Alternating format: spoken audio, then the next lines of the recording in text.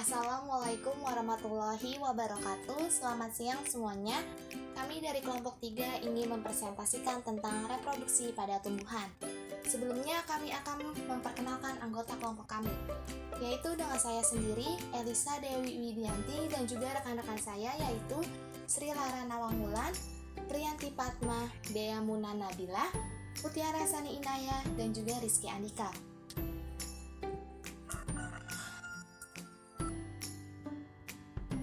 Baik, kami akan menjelaskan submateri tentang organ reproduksi pada tumbuhan yang akan dijelaskan oleh teman saya, Wulan. Silakan Wulan. Baik, kita akan masuk ke dalam penjelasan yaitu tentang organ reproduksi tumbuhan. Organ reproduksi tumbuhan sendiri terbagi menjadi dua, yaitu ada yang sempurna dan tidak sempurna. Bunga disebut sempurna apabila memiliki alat jantan atau benang sari dan alat betina atau putik secara bersama-sama dalam satu organ. Bunga sempurna bisa juga disebut sebagai hermafrodit. Jika dalam satu bunga hanya terdapat salah satu alat kelamin saja, maka bunga tersebut disebut bunga tidak sempurna. Di dalam organ reproduksi pada bunga sempurna yaitu terdapat yang pertama ada kepala putik atau stigma. Putik merupakan salah satu segmen bunga yang memiliki peran sangat penting. Bagian ini merupakan alat reproduksi bunga betina yang dikenal sebagai gynoecium. Putik sendiri terbagi menjadi 3 bagian. Yang pertama ada stigma atau kepala putik, yang kedua ada stylus, tangkai putik, yang ketiga ada ovarium atau bakal buah. Yang pertama stigma. Stigma sendiri berada di paling ujung putik yang berfungsi menerima serbuk sari selama penyerbukan. Yang kedua ada stylus. Stylus sendiri bentuknya panjang dan ramping yang menghubungkan kepala putik dan ovarium. Fungsi tangkai putik adalah sebagai jalur serbuk sari untuk menuju ovarium dan untuk mendidihkan kepala putik agar lebih mudah menangkap serbuk sari. Dia posisinya ada di tengah-tengah kelopak bunga. Dan yang ketiga ada ovarium atau bakal buah, yaitu letaknya ada di bawah stylus. Ovarium mengandung ovulum yang berkembang menjadi biji setelah pembuahan. Setelah itu ovarium akan menjadi buah yang berisi benih atau biji. Fungsinya yaitu untuk menghasilkan buah yang menyimpan biji setelah terjadi proses pembuahan. Selanjutnya ada ovul atau bakal biji, yaitu struktur bunga yang mengandung kantung embrio. Ovul merupakan dasar dari sistem reproduksi betina untuk bunga dan menjadi bagian dari putik. Fungsinya sendiri yaitu untuk menghasilkan biji setelah pembuahan. Biji adalah embrio tanaman yang tertutup oleh pelindung luar dan akan menjadi calon tumbuhan baru. Selanjutnya ada stamen atau benang sari, yaitu organ reproduksi jantan pada bunga yang terdiri dari filamen atau tangkai sari, enter atau kepala sari, dan polen atau serbuk sari yang berfungsi untuk menghasilkan serbuk sari. Yang pertama ada kepala sari atau enter, yang merupakan tempat memproduksi serbuk sari di mana terjadinya meiosis yang menghasilkan serbuk sari dan menyimpan serbuk sari. Yang kedua ada filamen atau tangkai sari, yaitu bagian dari benang sari yang menghubungkan bunga dengan kepala sari yang berfungsi untuk membawa nutrisi ke kepala sari untuk perkembangan serbuk sari dan meninggikan posisi kepala sari agar mudah dihinggapi serangga atau terbawa angin. Ketiga ada polen atau serbuk sari, yaitu bagian dari benang sari yang merupakan alat reproduksi jantan pada bunga berupa butiran halus dan kering yang mengandung mikrogametofit. Serbuk sari disimpan di dalam kepala sari dalam keadaan kering dengan kelembapan kurang dari 20%. Kepala sari dapat pecah dan melepaskan serbuk sari ke udara. Ketika menempel pada kepala putik, serbuk sari akan direhidrasi sehingga bisa memasuki ovarium. Fungsi serbuk sari adalah untuk membawa mikrogametofit kepada putik agar terjadi proses pembuahan. Selanjutnya ada pedikel atau tangkai bunga, yaitu bagian bunga yang berada di paling bawah bunga. Itu dekat dengan floral dan articulation yang paling bawah yang berwarna hijau, yaitu berfungsi untuk menopang bunga, memberi nutrisi ke bunga, dan mengarahkan bunga ke matahari. Selanjutnya ada floral axis atau sumbu bunga yang berfungsi sebagai titik pelekatan organ-organ bunga seperti putik, benang sari, kelopak, mahkota bunga, dan lain-lain. Selanjutnya di antara floral axis dan pedikel di tengah-tengahnya ada articulation, yaitu tempat sambungan antara ranting dengan bunga. Selanjutnya ada nektari atau kelenjar nektar, yaitu kelenjar yang menghasilkan nektar atau sari bunga. Nektar merupakan cairan kaya gula yang menjadi penarik hewan penyerbuk karena nektar merupakan sumber makanan bagi hewan seperti lebah. Fungsi kelenjar nektar yaitu untuk menghasilkan nektar sebagai pemikat hewan penyerbuk untuk mendekatinya dan membantu proses penyerbukan. Ada calyx atau kelopak bunga, strukturnya yaitu seperti daun di dasar bunga. Warnanya hijau. Kita bisa melihatnya di gambar, yaitu yang menunjukkan anak panah ke calyx, yaitu yang bentuknya seperti panjang. Fungsinya yaitu untuk melindungi bunga selama masa perkembangan. Selanjutnya yaitu ada corolla atau mahkota bunga, yaitu bagian bunga yang berwarna, berbeda dengan kelopak bunga yang berwarna hijau. Fungsinya yaitu untuk melindungi benang sari dan putik dari gangguan luar dan untuk menarik perhatian serangga penyerbuk untuk membantu proses perkembangan bunga. Baik, saya Elisa akan menjelaskan tentang pembiakan generatif atau disebut juga dengan reproduksi generatif. Reproduksi generatif adalah pembiakan tumbuhan secara kawin atau pembuahan. Proses baik tumbuhan ataupun hewan dapat mengalami pembiakan secara generatif ini. Pembiakan secara generatif ditandai dengan adanya pembuahan.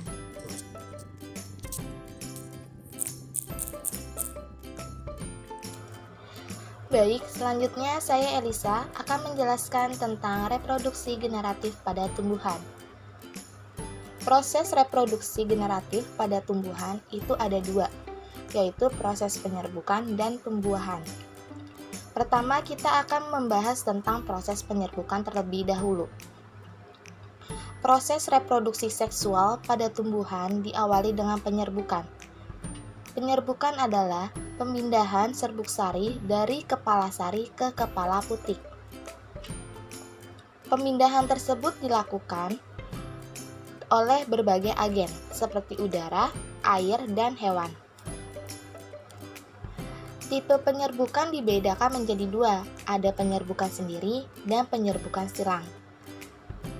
Penyerbukan sendiri adalah jenis penyerbukan ketika serbuk sari dipindahkan dari kepala sari ke kepala putik bunga yang sama. Sementara itu, penyerbukan silang terjadi ketika serbuk sari dipindahkan dari kepala sari bunga ke kepala putik bunga lain dari spesies yang sama. Selanjutnya akan membahas tentang pembuahan. Pada Agiospermae itu adalah tumbuhan biji tertutup atau tumbuhan bunga. Fertilisasi adalah penyatuan gamet jantan dan betina yang bekerja untuk menghasilkan zigot atau sel telur yang dibuahi. Oke baik, saya Dea Munu Nabila ingin menjelaskan reproduksi vegetatif. Apa itu reproduksi vegetatif? Reproduksi vegetatif adalah reproduksi tidak kawin. Maksudnya,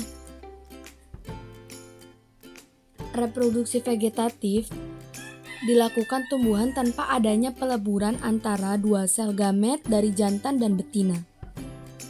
Reproduksi vegetatif dibagi menjadi dua, yaitu reproduksi vegetatif alami dan reproduksi vegetatif buatan. Reproduksi vegetatif alami yaitu reproduksi dengan rizoma, akar tinggal, atau stolon, geragi, umbi lapis, umbi akar, umbi batang, dan spora atau tunas.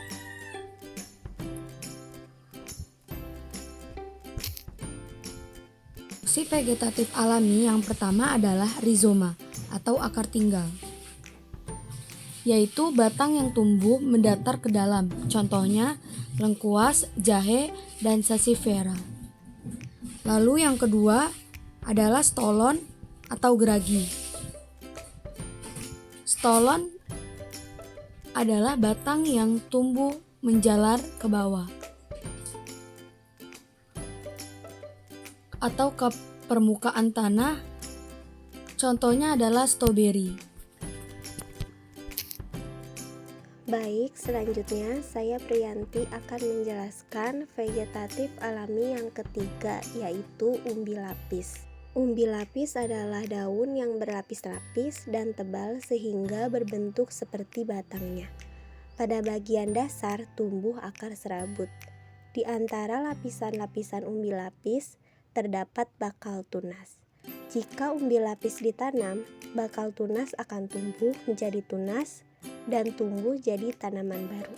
Selain bawang merah yang berkembang biak secara umbi lapis, ada bawang putih, bawang bombay, bunga dahlia, bunga bakung, bunga tulip, dan yang lainnya.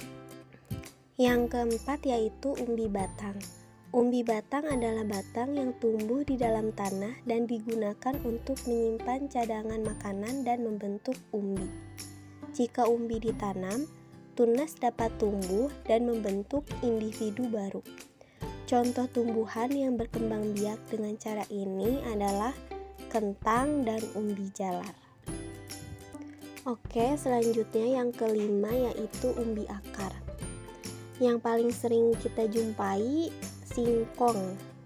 Tetapi selain singkong, yang berkembang biak secara umbi akar ada bengkoang, wortel, dan juga bunga dahlia. Akar pada tanaman yang berkembang biak dengan umbi akar beralih fungsi menyimpan cadangan makanan. Perkembangbiakan jenis tanaman ini melalui tunas yang tumbuh dari bekas batangnya. Sehingga untuk mendapatkan individu baru dari tanaman ini hanya perlu menanam bagian tubuh tumbuhan berupa batang. Yang keenam ada kuncup adventif daun atau tunas adventif daun, adalah tunas yang muncul dan tumbuh di luar bagian batang. Biasanya ia tumbuh di tepi daun. Pada tumbuhan cocor bebek, jika sudah tua, daun akan gugur ke tanah dan tunas-tunas kecil di pinggiran dan ujung daun akan menjadi individu cocor bebek yang baru. Selain cocor bebek, tumbuhan lain yang berkembang biak dengan cara ini ada bunga wijaya kusuma. 7. Spora. Spora adalah inti sel yang berubah fungsi menjadi alat perkembangbiakan tumbuhan. Spora memiliki bentuk seperti biji, tetapi ukurannya sangat kecil sehingga tidak dapat dilihat dengan kasat mata. Spora hanya dapat dilihat menggunakan mikroskop. Spora dibentuk dan disimpan di dalam kotak spora yang disebut dengan sporangium. Bila kotak spora pecah, spora akan bertebaran dan bila jatuh di tempat yang sesuai, spora akan tumbuh menjadi tumbuhan baru. Tumbuhan yang berkembang biak dengan spora diantaranya adalah tumbuhan paku, jamur, dan ganggang. 8. Tunas. Tunas merupakan salah satu contoh perkembangbiakan secara vegetatif tumbuhan, di mana reproduksi vegetatif adalah proses perkembangbiakan tanpa adanya pembuahan sel kelamin oleh sel jantan. Reproduksi vegetatif menggunakan bagian dari tubuh induknya, misalnya bagian akar, batang, atau daunnya. Tunas merupakan contoh perkembangbiakan tumbuhan secara vegetatif alami, di mana perkembangbiakan ini tanpa adanya campur tangan dari manusia, sehingga terjadi begitu saja secara alami.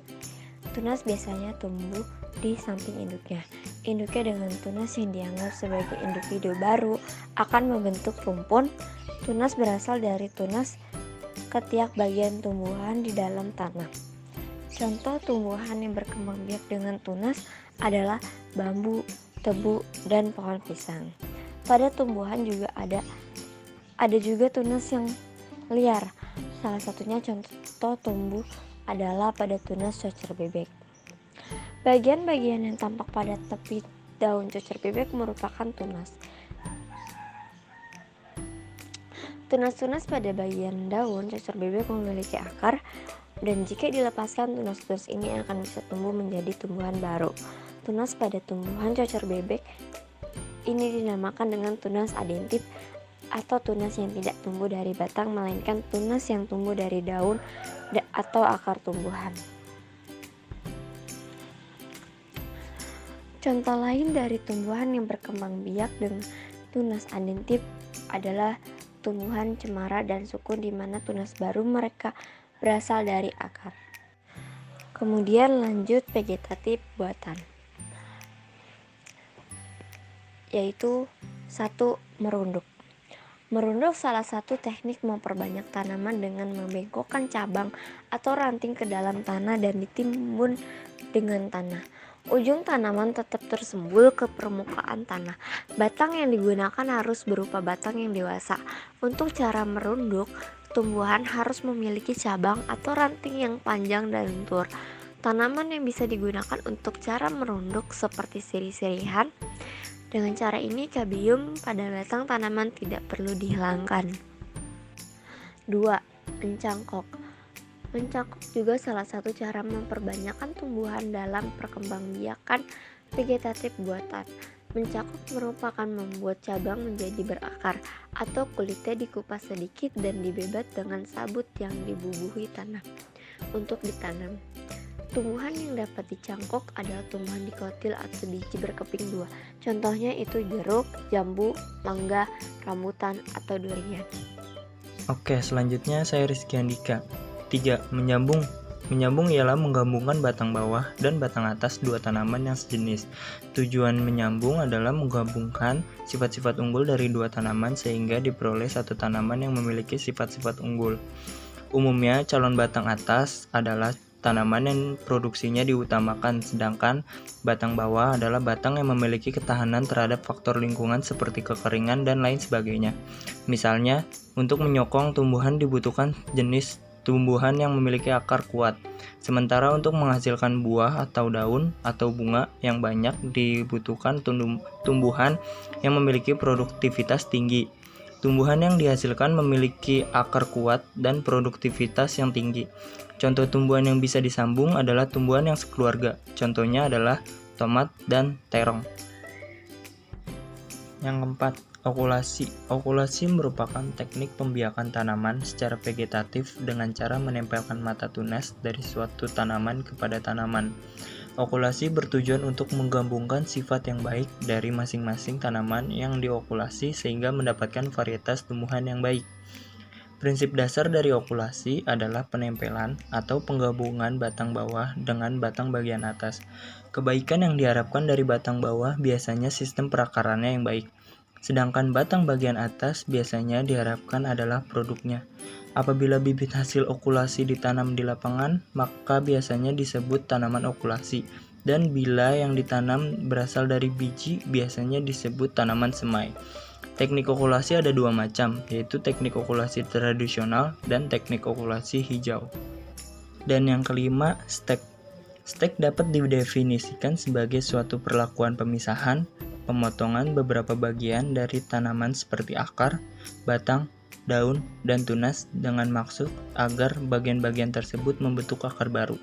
Keuntungan propagasi melalui stek ini adalah banyak tanaman baru yang diperoleh dalam ruang yang terbatas dan stok yang terbatas pula.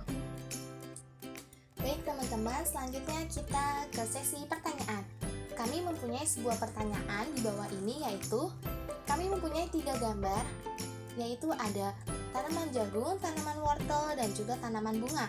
Di antara ketiga ini, mana sih yang termasuk reproduksi vegetatif dan juga reproduksi generatif? Oh ya, jangan lupa kasih alasannya ya, kenapa kalian memilih itu. Baik, kami rasa cukup untuk penjelasan materi hari ini. Mohon maaf apabila ada kesalahan dan kekurangan, dan terima kasih atas perhatian teman-teman semuanya. Wassalamualaikum warahmatullahi wabarakatuh. Selamat siang.